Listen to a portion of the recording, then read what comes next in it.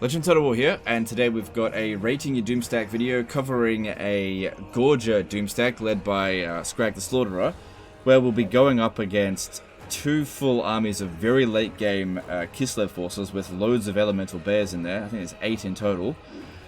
And I think that the Gorger Doomstack is really good, but I think it's actually more of an early game Doomstack. But anyway, let's jump into the battle here and explain my thoughts on them, because with this one's been a bit difficult to rate because people have been saying Gorges are OP, and in this battle they don't appear OP at all. So I've had to fight this battle a bunch of times to try to get my head around Gorges a bit, because they really don't appear OP in this situation, and there's a reason for this. They're pretty much hard countered by the army that we're going up against. So Gorgers have next to no armor, next to no resistances. They don't do magical attacks. They're anti-infantry, and we're going up against an army that has physical resistance, that is mostly large, dishes out magical attacks, and has a lot of missile units. And we're quite significantly outnumbered. So we've got a situation where the Gorgers, where they would, in the early game, be amazing because they're going up against infantry, like low armor piercing infantry, would absolutely smash those units.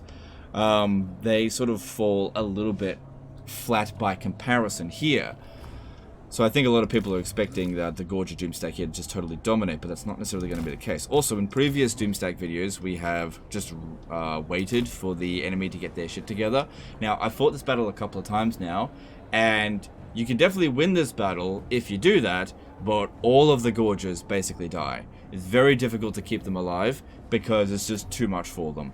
Whereas if we rush in here, I think they'll actually stand a chance of surviving the battle, and any Doomstack that's going to be rated highly has to survive the battle. Winning or losing the battle actually doesn't matter that much, but being able to go up against the odds, significant odds that is, and actually being able to survive the battle is really important. That was the big thing between the Stonehorn Doomstack and the Legion of Chaos Bloodthirster Doomstack. The Bloodthirsters ended the battle at just about full strength, and the Stonehorns were all beaten to shit, right? Because there was one key difference there, because the Bloodthirsters were able to get big group heals. Now the ogres can't really do that because their magic doesn't give area of effect heal. He can only heal one unit at a time. Now the problem here is that healing doesn't work so well because they're not single entities. I can't revive dead Gorgers, right? Now Scrag does have an ability here called Cauldron of the Great Maw, which on paper looks really good, but in this particular situation is fucking useless, right? Because it gives them a heal per second, a good amount, and weapon strength provided he gets kills. But the problem here is that Scrag can't get any fucking kills in this battle because, for one thing, he can't Vanguard deploy. He really, if he wants to get those kills early, you know, so that we get there, there's no point giving it to them at the end of the battle. He's got to get there fairly quickly and cast some spells, because he's not the greatest melee fighter, and taking out single entity isn't going to do it. So he needs to be casting spells. But the problem as well is that Scrag's damage dealing abilities with his spells also sucks, because the Maw ability, probably one of the worst explosion spells in the game, and Bone Crusher, it also just kind of sucks. I think the Law of the Great Maw is one of the worst laws of magic in the game. It's just overpriced trash, really low impact stuff. Anyway, so I think waiting for the enemy army to show up, while we could win that, I think it would be a mistake because we're not really utilizing the full effectiveness of these units. These are Vanguard deploying by default, and they have Stalk and are unbreakable. We can basically just, if we want to use them properly, they need to deploy behind the enemy army essentially and just charge at them straight away before they get a chance to deploy. Whereas if I go over here and just try to use Scrag to get a few kills and wait for them to come in, it's just gonna make this army look like shit, and not do it any justice. So I think we can't just fight every single battle the exact same way. This army here is very different to a Bloodthirster Doomstack, so we need to use it a little bit differently to that. So what I'm going to do here, I'm not going to charge them in at the start. I'm going to charge you in. Sorry, I'm not going to charge these ones here in the start because they're closer than these ones. Unless, actually, you know what? Why don't we do this?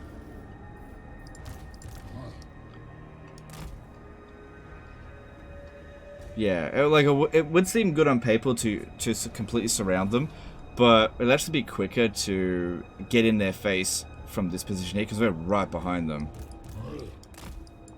And now another problem with this particular raiding Doomstack video is that this battle feels like a saving disaster battle, and that's not a good sign for a Doomstack. It feels like a disaster. All right, let's do this.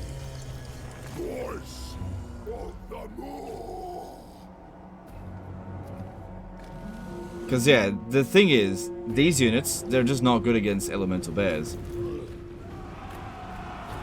Okay. Try to get our guys in there quick. Now, another thing, let me just pause it.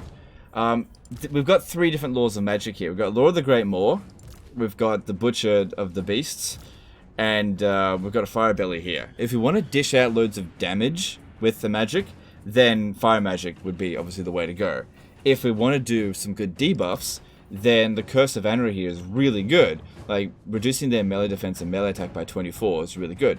These are the better spells to use. However, if we want to make use of this ability here, hasn't even activated yet, this ability here, then we need to use the Law of the Great Maw. But the problem is the Law of the Great Maw is fucking shit. Beast Magic and Fire Magic are both way better than it. So, that's another problem with this sort of situation. Just gotta wait until they get here.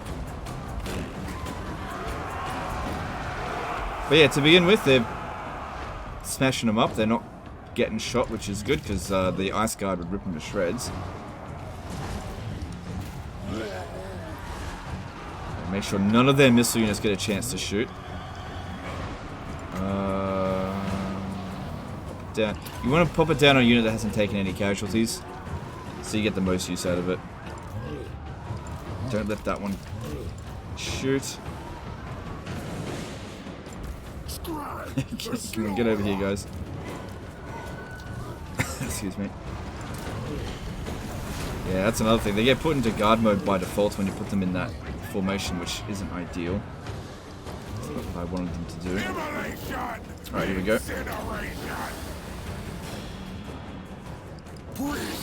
Of the volcano. So where's Scrag?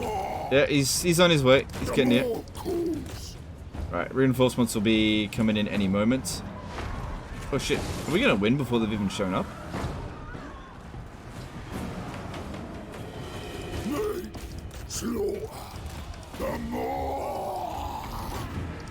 We have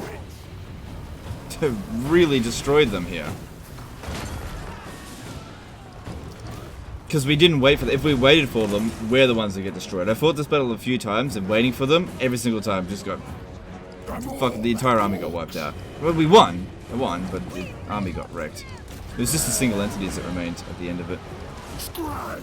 Whereas doing it this way, we've only taken a handful of casualties.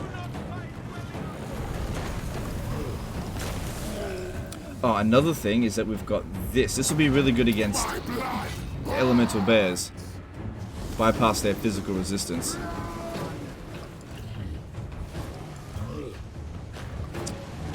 Good, but their reinforcements just starting to come in now. Charge at them while they're coming in. Scourge of beasts. Prepare the meat. So yeah, we're not really utilizing Scrag's magic, because his magic is the worst. So yeah, this is the first time that I've really been utilizing the other magics, and this battle's the best attempt so far of this. Alright, get out of here. Get out. This one here's getting surrounded. Got totally wrecked. Get it out.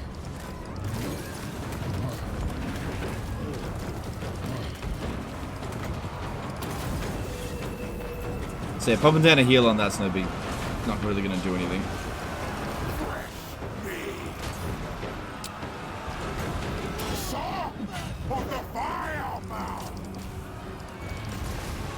So let me get organized. We're a little bit blobbed up, but we kind of want to get them blobbed up as well. Okay, get these ones out of here. Take out stragglers if we can. Don't really want to use army abilities that are coming from camps. Oh, but then again, so is that. Nah, whatever. Volcanic fury. The boom boss. So here we are using buffs and debuffs rather than damage spells.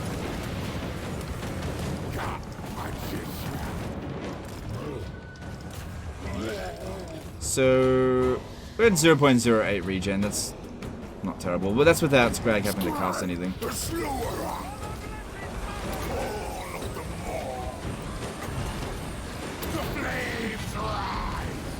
But yeah, I think putting the Fire Belly in here is specifically good for if you're going to go up against demons and things with physical resistance. Because magical attacks are definitely better than physical attacks now. Keep that one out. Everyone else is in pretty decent shape.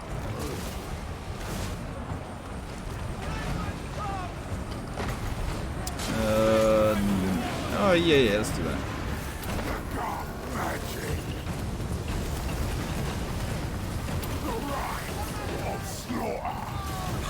And I think we've inflicted the army losses already. This is by far the best attempt of this. And this is by using the army with its full potential without holding anything back. You know, not giving the AI a chance this time and using the right laws of magic, not just using Scrags. Shit magic. Come on, you just gotta survive a few more seconds in there. Just keep that one alive. Godmouse request. There we go. This one here seems to be unbreakable. Yeah. South of the moor. So there was 2 close calls there. But yeah, I fought this battle a few times to try to get my head around this Doom stack. And it's definitely good, don't get me wrong. But if you don't use it correctly, you can get terrible results out of it. Especially in this situation. And I think that's what this is really indicative of. And the best Doom stacks, as I've said before, are ones that are really easy to use. And not that this was difficult to use, but ones that you can use badly and still get amazing results. Like, for example, the Bloodthirster Doom stack. Like, we didn't do a good job at that one at all. I kept the Legendary Lord out of the battle, waited for them to get organized, gave them every opportunity to do a good job against us, and we still end up in basically full health at the end of it. This one here, like, I had to fight this one a few times, and waiting for the enemy reinforcements, and then, you know, coming in from their rear, they all died. Still won the battle, but the single entities had to finish things up. They still, like, did a decent job, but this is definitely the best result out of all of them, because we absolutely smashed them. So yeah, if you're going to use the Gorger Doom stack, it's really important to use it properly. Really, really important, or else it will look like complete crap. You've got to utilize their Vanguard deployment, get at the back of the army, and don't let them get their reinforcements in quickly. That would be a huge mistake. I also think it's important not to use Scrag's magic. Even though he's got this ability here, I think it's way better to utilize the beast magic and the fire magic in this situation. Because unfortunately, Lore of the Great Moor will eventually do another magic tier list. It's looking like an F tier Lore of Magic. It's on par with like Ice Magic and Eshin Magic. It's just no, I would even say Eshin Magic is probably better than it. It's just really expensive spells that don't have much impact. Like the 2 damage dealing spells are just not very good at all. And they're really expensive. And even Beast Magic. Beast Magic actually looks pretty damn good in this game now. And Beast Magic used to be complete trash. And Fire Magic's just always been good. It's good for dishing out damage. You know, you bypass physical resistance. If anything, it's better now in Warhammer 3 than it was in 2 because magic attacks are now so valuable. And for a race that doesn't have magic attack on most of its units by default, being able to pop down almost constant magic attack and extra weapon strength on them is going to be very handy. But yeah, Lore of the Great Maw, piece of crap Lore of Magic. So if we have a look at as well at what Scrag is bringing to the field, I think the main benefit he's providing to a Gorger Doom stack is the replenishment rate and the reduced upkeep cost. This is a very cheap Doom stack, considering there's not that many armies active. So yeah, reduced upkeep cost, 50%, and also I don't think he has any additional abilities here that boost Gorges. It's just the standard ones here. So you've got Beasts of the Mountains. Now that's a shit stat bonus. Armor plus 12 and charge bonus plus 12 is crap. Generally speaking, like armor in low numbers is pretty crap because armor is a stat that there are many units that have really high numbers of it, like above 100. Whereas, think of it like this. 1 point of armor is worth maybe 1/4 of the amount of maybe a melee attack or melee defense stat. In terms of just like number for number, you want 4 points of armor for every 1 melee attack that you're getting by comparison. So for things that are able to get +6 melee attack and melee defense, that's worth a hell of a lot more than plus 12 armor, even though it's the same number of stat bonus, because you know, to really get a lot of effect, like what armor does, it reduces the amount of damage done by non-armor piercing weapons. So in the late campaign, it's not really that useful since most units will have mostly armor piercing. For every 2 points, you'll reduce it by 1%. So by at most 1%, because there's a little bit of randomization with it. So to completely make yourself immune from non-armor piercing weapons, you actually need 200 armor. So plus 12 armor just isn't that much. Plus 12 charge bonus also isn't that much as well, unless you're cycle charging a lot, which is not great with some melee infantry, especially if you really need to tie down a lot of units. So in that particular battle there, the charge bonus only got used at the very beginning and then just wasn't useful at all. Whereas constant melee attack and melee defense would have been way better. Then you've got the Ravenous Fighters over here. Melee attack +7 and weapon strength. That is very good. The weapon strength and the melee attack there, that is a significant boost there. So those are good. It would have also been good if they could have gotten some physical or some physical resistance or some ward save. Spell resistance isn't important, don't bother about that. It's almost completely useless. But yeah, with them not having that much resistances, like 27 armor with the boost, it just isn't that much. So, in terms of rating this Doom stack, it is very good, but you have to use it very well in order to get the maximum effect out of it. Like I said, I fought this battle probably about 4 times and got very, very much varying degrees of results. This was the best result so far, and probably makes it look really good. But basically, in this time here, I tried to use it as best as I could.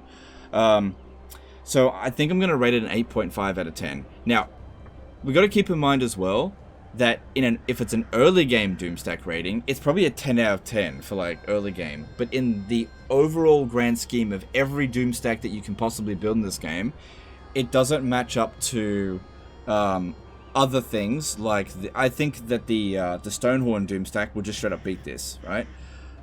Even though the Stonehorn Doomstack got wrecked in that other battle that we fought it with, I didn't fight that battle very well, and I didn't need to fight it well. And I was able to just do that on the first try and be like, well, we took some damage, but nobody died. Whereas the first try I had of this, everybody died, right? And that was giving it the same conditions, waiting for the enemy reinforcements and then just YOLOing in. Everybody fucking died, right? So it didn't do as well as the Stonehorn Doomstack. So in order for it to do better than the Stonehorn Doomstack, I had to use it better than the Stonehorn. But very, very good for the early game. You know, when you're only dealing with like 1 or 2 cavalry units and most of the stuff is infantry, this thing is an absolute killing machine. And then late campaign, turn 219, which I guess another thing to consider is that most of you guys probably aren't getting to turn 219 because I think a lot of people are actually quitting their campaigns around turn 100 because fuck the race for the souls. It's so unenjoyable, which I don't blame you guys. But I imagine Immortal Empires, whenever that's coming, we'll see a lot more later campaign stuff. So this is a really, really good early game Doom stack. Probably one of the best early game Doom stacks in the game. I'd rate it 10 out of 10 up until about turn 80, at which point the quality starts to drop off when you're going up against demons and single entity monsters. It's not great against single entities, not great against demons. You really need to make sure you got a fire belly in there if you're going up against physical resistance. But apart from that, I don't think there was anything more he could have done to make this Doom stack any better. He had all of his bases covered. You know, you want to have a butcher in there because it provides casualty replenishment rate, which is really useful. You want to have fire belly in there just because good Law of Magic. And unfortunately, Law of the Great Maw is just a piece of shit magic. It needs a buff or it needs to be cheaper, whichever, because it's too expensive and it's too low impact. Anyway, that's the end of this one here, guys. Let me know in the comments below what you think of the Gorger Doom stack. Just to really quickly summarize again, early game 10 out of 10, late game 8.5 out of 10. Still good with Scrag, still really good, especially because it's so cheap. But in terms of just like being an absolute killing force, it's not quite as good as a Stonehorn Doom stack, and nowhere near as good as the Bloodthirsty Doom stack. That was absolutely fucking incredible. Anyway, that's the end of this one. Appreciate you guys, and I'll see you next time, fuckers. Bye.